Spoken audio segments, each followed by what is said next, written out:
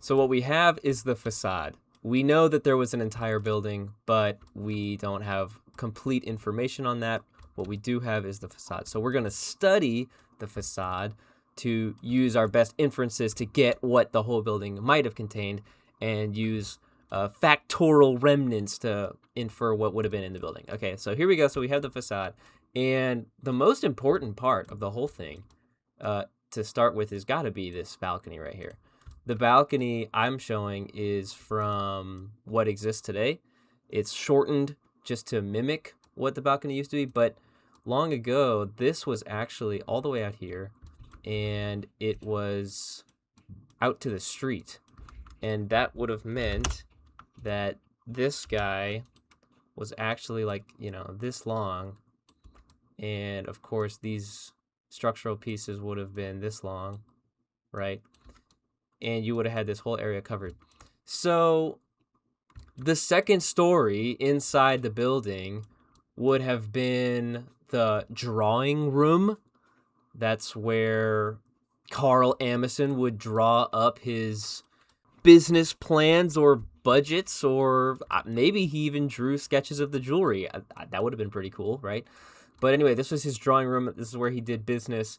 And of course, on that second story, it would look out of the window onto the street. That was the second story. The level above up here was just basically an attic. It was basically a half story that you get because this roof was gabled. But on the second story, it was only about a year or so in where the building owners were saying, hey, we want to expand this. We want to walk out onto the balcony. We want more space out there. And the architect said, okay, we'll do it. Folsom said, okay, let's do it. So he built a way for these windows to become operable and then walk out onto the balcony. I'm very upset. I can't find any picture where they do this, where these are operable. So I don't fully understand how these windows became accessible, openable, so that you could walk onto this balcony. But I do know that they fully converted it into a deck so that it could be accessible in the summers, and that during the summer the family could sit out here and watch the street goers go by and listen to the music from the nearby taverns and enjoy the sun. They put plants out here, and you would call this the first roof garden of its day, right? If you want to call it a roof garden. But they would have little dining tables out here, and of course this upper portion would provide plenty of shade onto this upper deck. So super cute, super important to understand that this is what the facade would have looked like for most of history. And we're going to zoom in here, and we're going to say that these guys, the balustrade, would have been made out of cast iron. And that was William Folsom's claim to fame. He was really good at cast iron. He did cast iron on the ZCMI facade, and cast iron can withstand the test of time, and that's why the ZCMI facade is actually still there today. But anyway, so we've got this balustrade that's made of cast iron. The entire upper balcony would have been made out of cast iron, and so would have these columns. This is the funny curvature. It looks like a vase to me, shape that Folsom went with. Now we're going to get to the next most interesting part of the project, the decorative stonework. Oh my gosh, look at this. So let's take a look at these. We have to just take them one by one because there's at least 5 or 6 different special stones in here. So we should start with the super unique, what I would call the central pediment. We'll call this the central pediment right here. And in the center of it is this little star shape. We don't know what this star shape means. It's kind of curious to the historians what this means or why he did this. But we're going to call it the scalloping star. We're going to call it the inverse scalloping star because scalloping means these curves and then they're caving inward. So our central pediment has got this inverse scalloping star. Super neat. And it's also got these volutes. The volutes show up again over here. So there's a little bit of coordination between those two. Here is our Palladian curve. Love that. And the Palladian curve is Folsom, showing some respect for the classical era. That is lovely. The man knows his shit. He knows what he's doing. He knows where he came from. And moving on from our Palladian curve, our very special architecturally geometric calculatable curve, are these two. And very little information on these two, but these are my favorite. This one's my favorite. This one's my second favorite. It's just like, it's some sort of like cubic four-sided. It almost like reminds me of a Rubik's Cube in a weird sort of way. You might think I'm crazy for saying that, but there's something Rubik's Cube-y to me about it. Kind of looks like a flower from the top, which I'm sure no one has ever been able to see it from that view. But I don't know, sort of like this little miniature like house or something. Adorable. Next to this one, which kind of plays off the same curvature of our central pediment and our Palladian curve. Looks like a little kitten to me, actually. So Folsom being playful and respecting the classical curvature and detailing. Towards the bottom of all these decorative stones is this right here, is one really long cornice that has corbels, and every other corbel is a corbel pair. That's a nice touch. So this really long cornice like this sits here, and below our cornice is this detail, what we would call the dental band. I'm talking about, oops, I want to do this. I'm talking about this, we would call that the dental band. So that sits below the cornice here. It's I would say it's sort of the last detail of the frieze as a whole. I would call all of this the frieze. So we've talked about the sandstone on the frieze, and these are super custom pieces that are decorative and, you know, placed at the top to harken back to classical beauty. And right before we move on to the next part, the masonry stonework, I just want to point out right here, these two little guys right here, these are secret vents in the frieze, which would have been operable to let air through the building. Of course, this was well before air conditioning. So a super neat little touch if you notice that. Here, if we look at the picture, you can see them perfectly clear. Amazing! A super neat little detail hidden in there if you didn't know what you were looking at. But let's go on from the decorative stonework to the structural stonework. What is probably the most characteristic material in this whole project is the red sandstone. This was local to the area. It was very Utah. And by him using it, it was naturally fireproof. So here's William basically pioneering the first naturally fireproof building in the area anywhere at the time. That's groundbreaking. And they gave off this beautiful red hue that makes it feel like it's part of the desert part of Salt Lake City. And they were cut stones. So he would have the stonemasons cut them right to shape and build stonework in that historic way, where you cut each stone one by hand and stack them up. I've always been fascinated by this, and I always have a hard time thinking about just how long that must take. So if we look at our facade here and we know that it was once a whole building, we would say that this wall and the four walls that make up the whole building would have been made of these very large sandstones. We would call this the superstructure. And we can notice that with the superstructure being made out of stone like this, these pilasters here, are also made out of stone like this. But this pilaster like this is also made out of stone, different from the wooden pilasters down here. We'll get to those later. But that was a decorative design coming off of this dental band in the frieze. He makes 3 stone pilasters as a facade element on top of the superstructure that is actually holding up the building. Now, before we move on to the windows, I just want to point out that trusses would have been holding up the roof, and we're starting to get to the point where I have little data about how the whole building was built, but we can imagine that the stone walls would have done something like this. And they would have come right to the point where the trusses are bearing. The truss would bear on this right here. And I imagine, based on other trusses that he used in projects at the time, that it would have been something like this, large purlin pieces like this. And of course, unique to this project, this is accurate here, are the slate roofing shingles. So we're going to focus mainly on what is out front of the facade here, because this is what we know and this is what is accurate. But I've modeled a little bit of what is a strong assumption of what would have happened in the roof construction, because this gives you a sense of building out the rest of the building.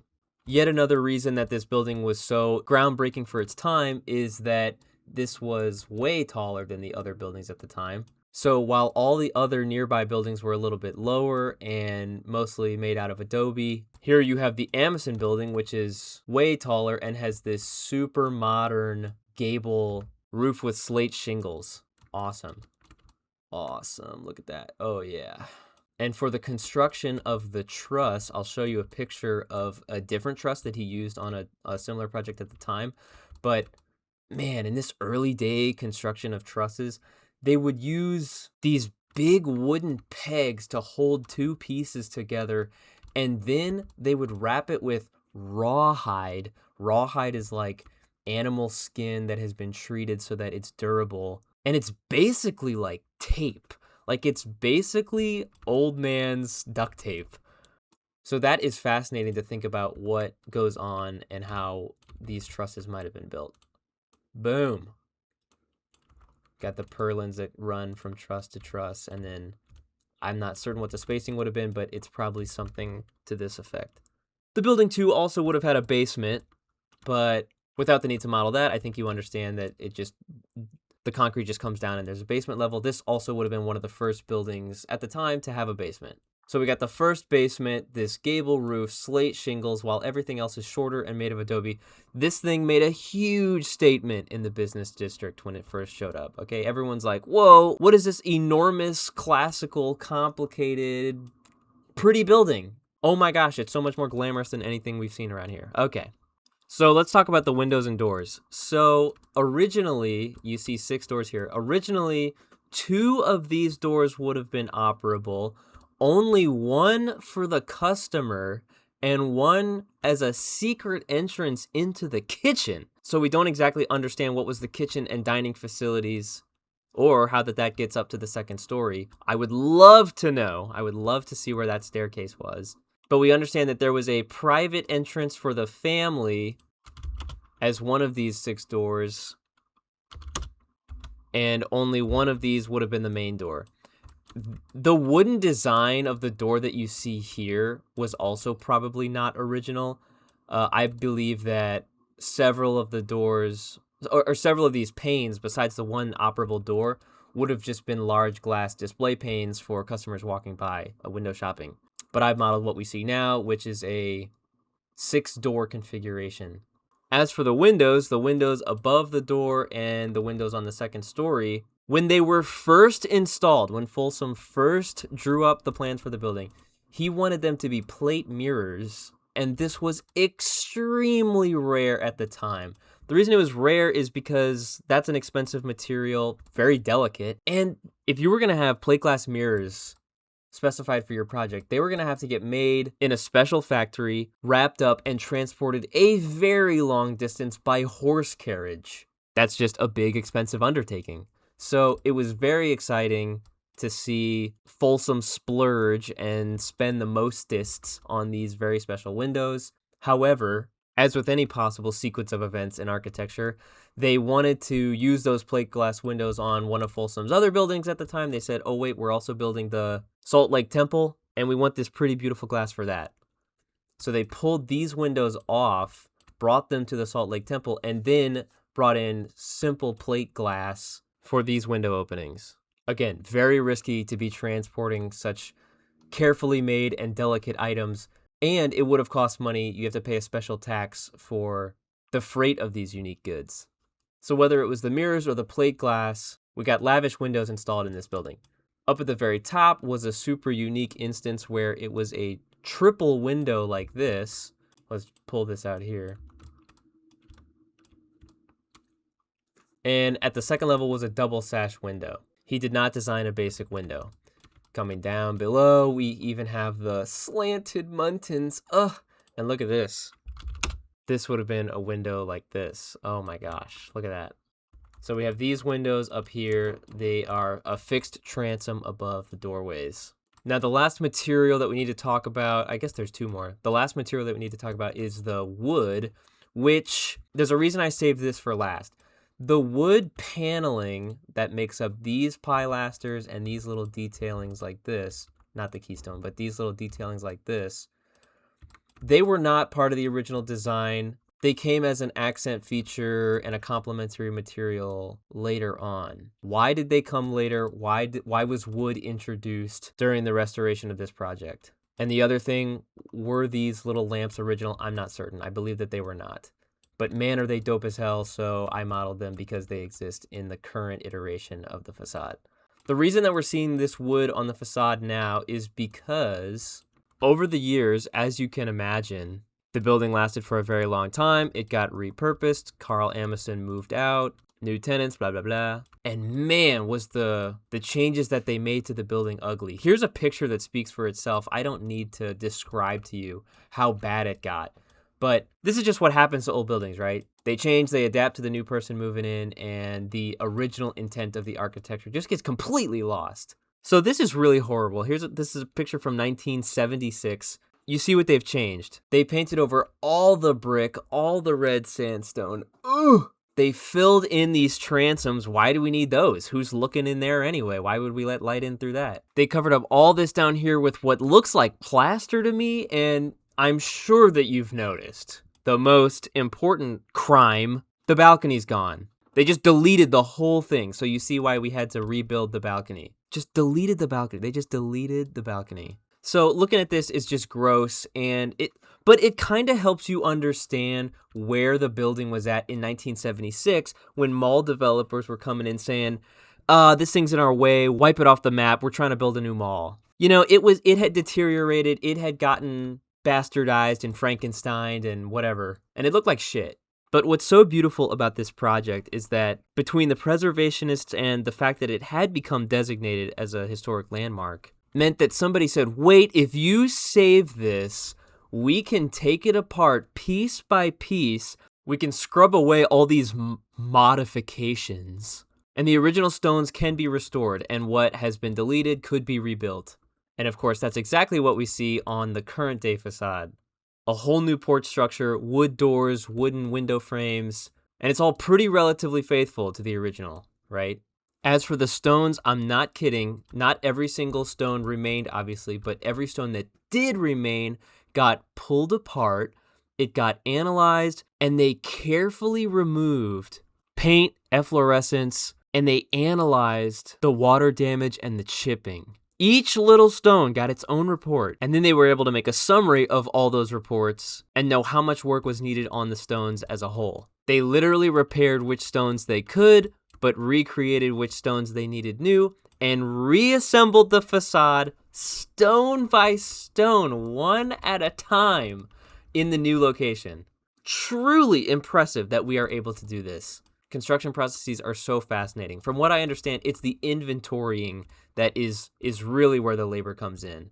So we have our new facade built in place at the current City Creek Mall, and the final takeaways here are that there were so many firsts to this building's architecture. The red sandstone, the slate roof, the height, the cast iron. That made Folsom a pioneer. That made this building one of a kind and last the test of time. The classical motifs up at the top, that made this building really stand out against the deserty, westerny blah that was going up around it. And lastly is just the story of how this thing got restored. It was on the National Register of Historic Places, But it reached a point where so many changes took place that the National Register said, oh, this thing does not have the same architectural character that it once had, so we're actually going to have to pull it off based on all the modifications that were done to it. How sad is that? That put it in danger of getting demoed, and then it almost did get demoed.